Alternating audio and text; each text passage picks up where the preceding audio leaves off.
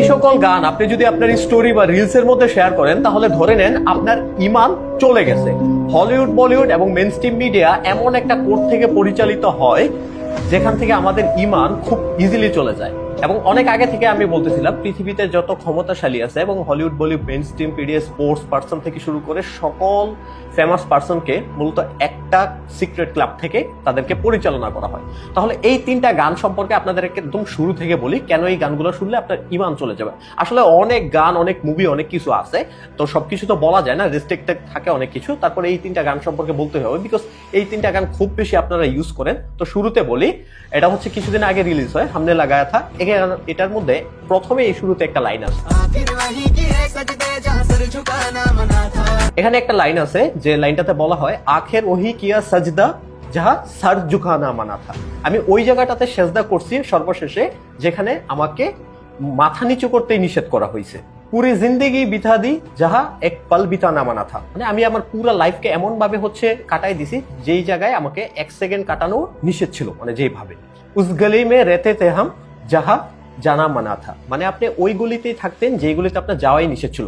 মূলত এখানে যে প্রথম লাইনটা আছে যে আল্লাহ তাআলা আপনাকে যেই জায়গায় সেজদা করতে নিষেধ করছে সেই জায়গায় আপনি সেজদা করতেছেন, এন্ড যে জায়গায় আপনাকে যেতে নিষেধ করছে সেই জায়গায় যাইতেছেন, ওই যে জায়গাতে থাকতে নিষেধ করতেছে সেই জায়গাতে থাকতেছেন। এরপরে আরেকটা গান আছে কিছুদিন আগে খুব বেশি ভাইরাল হয়, আর যারা জিম টিম করেন তারা এই গানটা খুব বেশি ইউজ করেন। তো আমি একবার এই গানটা ইউজ করার পর একজন ভাই আমাকে একজন হাফেজ, উনি আমাকে ডিটেলস সহকারে পাঠাইছিল যে কেন এই গানগুলো ব্যবহার করা যাবে। তো এই গানটা হচ্ছে মি এন্ড দ্য ডেভিল।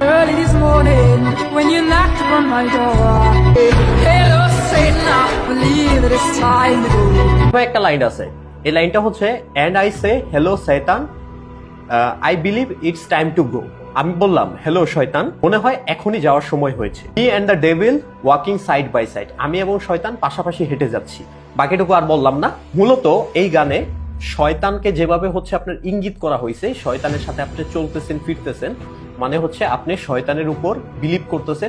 অনেক সুশীলরা আছে, অনেক শিক্ষিত লোক আছে যারা এই সকল জিনিস বিশ্বাস করবে না, তারা বিভিন্ন রেফারেন্স আপনাদেরকে টেনে দিবে, বাট তাদের কথা আমি এখানে বলছি না, তাদের ঈমান নিয়ে সমস্যা আছে, তারা তাদের মতো চলবে। তারপরে আরেকটা গান আছে যে পালায়াম পালায়াম দুষ্কতা বালায়াম। প্রথম লাইনটাতে যেটা বলা হয়েছে যে পালায়াম পালায়াম দুষ্কতা বালায়াম, তার মানে কি কিয়ামতের দিন একটা না ইনসাফের দিন, মানে হাসরের দিন। আমরা যেটাকে বলি যে হাসরের দিন একটা ইনসাফবিহীন দিন, মানে আল্লাহ তাআলা এখানে আমাদের সাথে অন্যায় করতেছে। পাবালাম পাচালাম দুর্দাম নিলায়াম, তার মানে খোদা ওই সকল জুলুমের জুলুমকারী।